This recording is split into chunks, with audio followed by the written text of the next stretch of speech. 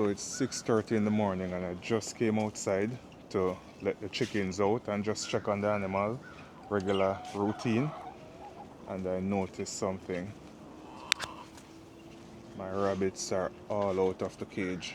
Someone came in here yesterday and didn't close back the cage.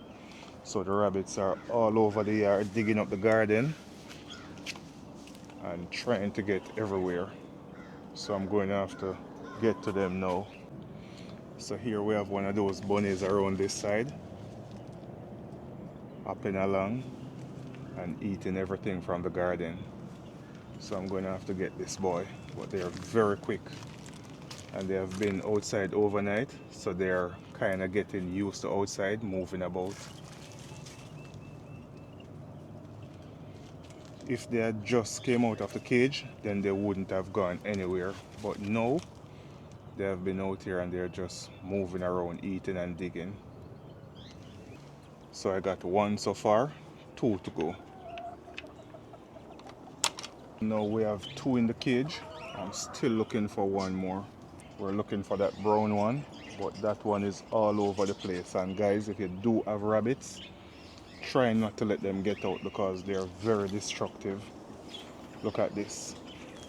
They start digging up holes in the yard and all over in the garden. They even came over in the greenhouse and messed up everything where this rabbit hutch is. They scratched the poop all over the place from those trays that I have, and one of them is hiding somewhere around here. I'm gonna have to try to get to that one. He's the only one that's left out. They also cut the greenhouse mesh and they have cut it in a few different places. There's that one. Not sure if you guys can see the tail, but he's around there. So I'm gonna try and take him out now. After many attempts, here is the culprit. This one has been running me around for the past half an hour now, so finally got him, and it looked like it's time for them to go to freezer camp. And these are the males that I was telling you guys about that were supposed to go to freezer camp. So it's the three of them, three the hard way. I'll be sending them to freezer camp very soon.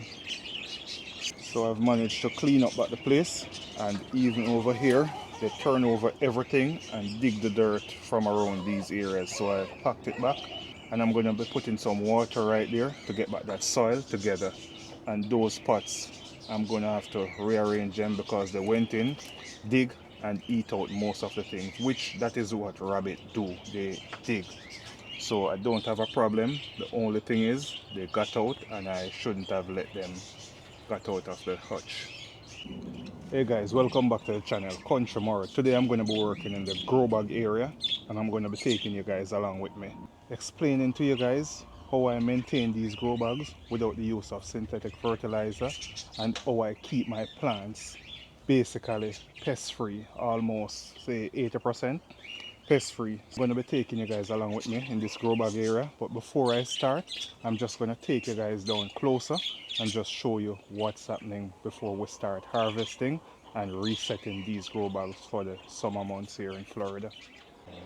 This cabbage here, yesterday a mate of mine stopped by and I went ahead and shared this one with him, but we still have more cabbages in this area, and now is almost the end of April. We're going into May and we're still harvesting cabbages from my Florida garden here.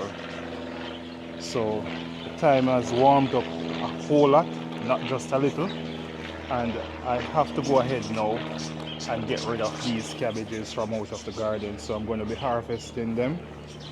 They are not as huge or as massive as those fall cabbages that I was harvesting, or even the winter cabbages, but I'm still getting cabbages at this time of year here in Florida. So I'm going to just set up the camera, go ahead now, start removing these cabbages from the beds or from the bags, and then let you guys see the harvest and share with you guys what I'm going to be doing with this grow bag area for the summer months. So I'm going to start by just using this cutter tool that I have here to cut these cabbages out of the bags. Whenever you're supposed to use a knife, it's so hard to get the cabbages out, so I'm just going to be using this to get them out of the bags. Let me see, I don't want to just put them on the ground here because here's where the dog walks and do everything. Well, she don't poop in the garden here. She goes around the side of the house and use one spot, luckily. But that's kind of one of the reasons why we don't have a male dog. We keep a female dog. When you're gardening, those male dogs will pee all over your plants in the garden, so it's best to have female dogs around when you're gardening, or if not, just don't allow the dogs to go into your garden and pee on your stuff if you're like me.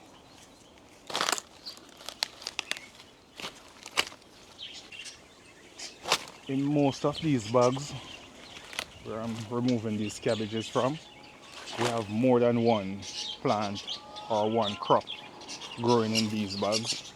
So you guys are going to notice that when I remove these cabbages, we're going to have onions in some of these bags, or even scallions, what we call green onions, in some of these bags also.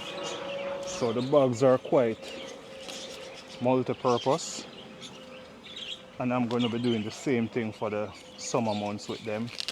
I'm not just going to be planting one thing in that bag and just have most of the soil go to waste like that.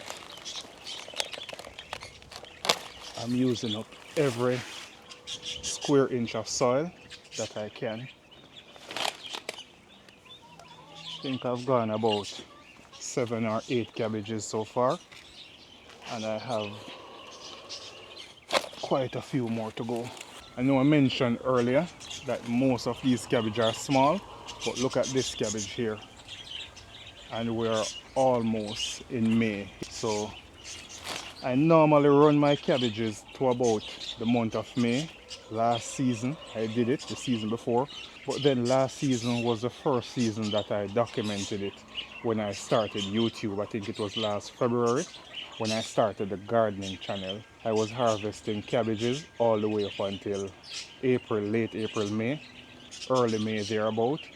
And this season, why I'm coming in at the end of April and getting out these cabbages, we're having drought-like conditions here in Florida, and I think they said that we haven't seen dry conditions like this for the past 25 years here in Florida, on the whole entire state, not just Orlando.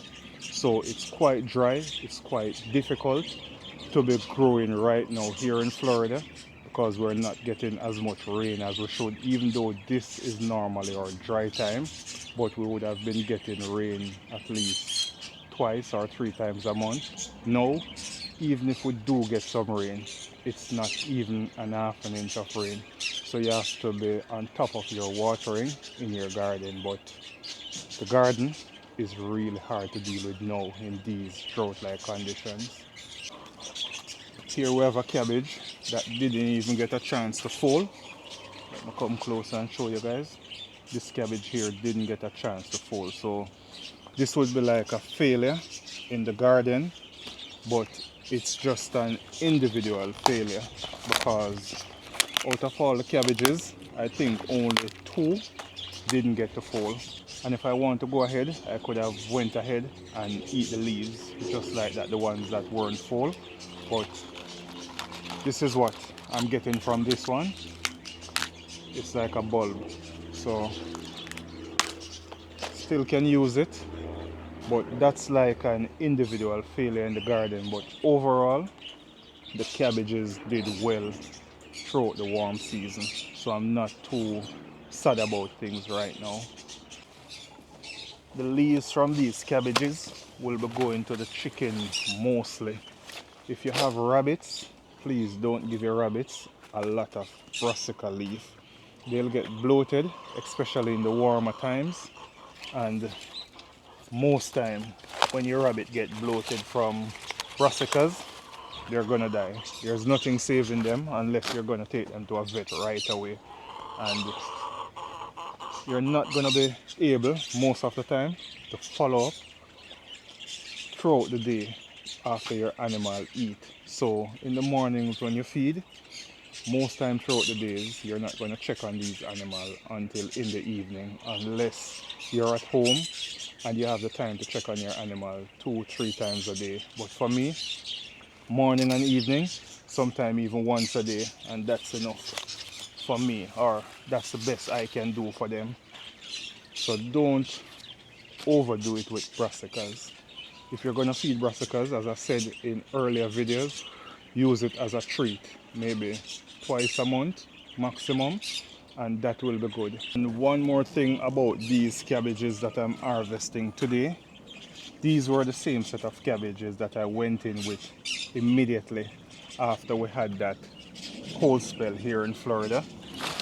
So I really wanted to push them and see if I could get them out before the warmer time comes in, and this is looking good. This is quite a big harvest. I'm going to take the camera down closer and show you guys. I'm not sure about my camera angle, that's why I'm just going to take it down for you guys to see exactly what I'm seeing, or close to what I'm seeing right here.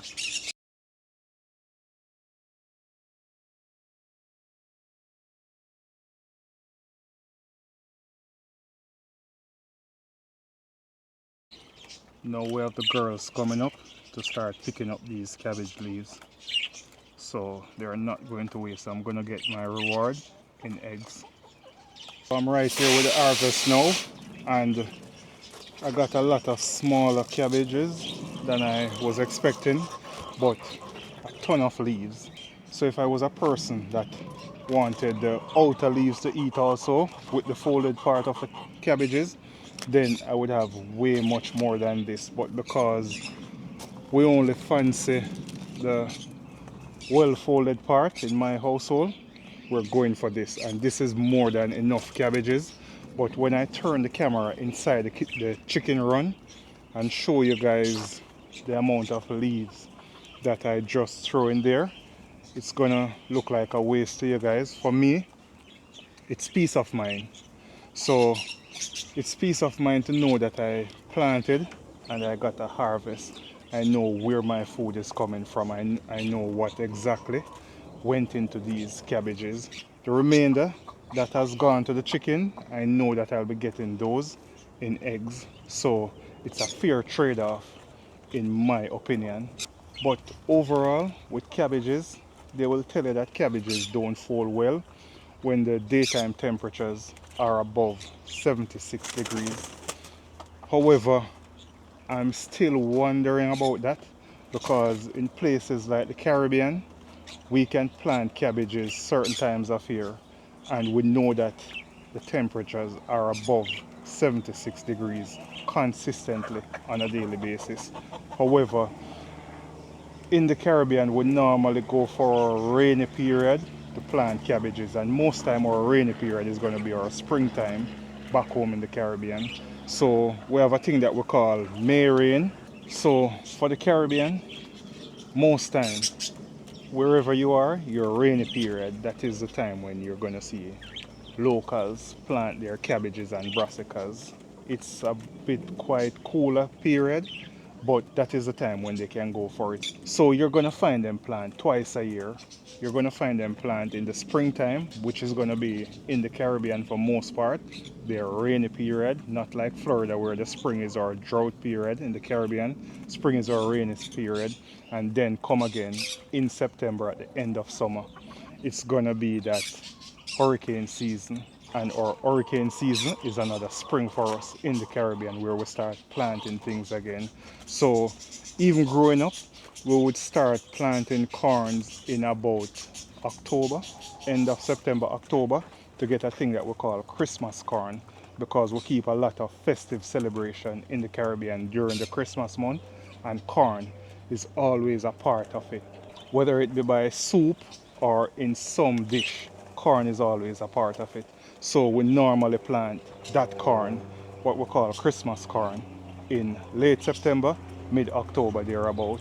For roselle in the Caribbean, we would start planting roselle in about June or July, that's sorrel, and we'll get them for Christmas because it's a Christmas tradition in the Caribbean. So to say that cabbages only fall under 76 degrees temperature, I would be totally misleading a lot of people, especially people who are watching from the Caribbean.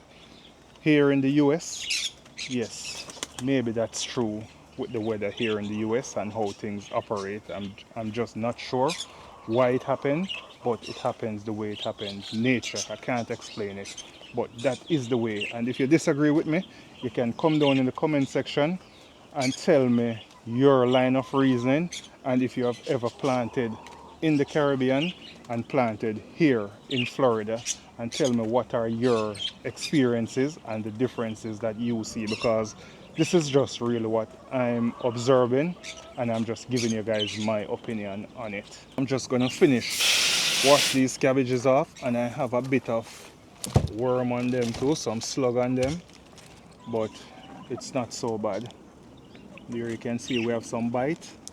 I've seen worse cabbages than these, so I'm not too worried about it. And now they're out of the garden, I'm gonna try to make up my mind exactly what will be going in these grow bags now. I know that I'm definitely gonna put okras in a few. I have okras already in a few, but maybe I go with some more okras and scotch bonnet peppers. I have a few scotch bonnet peppers coming up, so those can go in these bags. But as I go along, I'm just gonna plant out these bags, maybe in this video, maybe in the next video. So maybe in the video on Saturday you guys will see me dressed like this, because I'm trying to do 2 videos today, because now is when I have the time to do the videos. So I'm just gonna do them now. It's in the heat of the sun. I wanted to reach home earlier so that I could start it in the morning, but such is life. It's hot now, but I'm out already. I'm sweaty, so I'm just gonna use 1 stone and get 2 birds. This is our next big cabbage haul that we have here, and this is maybe about 40 pounds of cabbage, 35-40 pounds of cabbage, and I'm gonna be sharing this with friends and family. My mother-in-law need to get some of these cabbages. The entire season she haven't gotten any, so I need to share some of this and also preserve some of this. So that's gonna be it from Country Moro. God bless you all. See you in the next one. Happy gardening and cheers.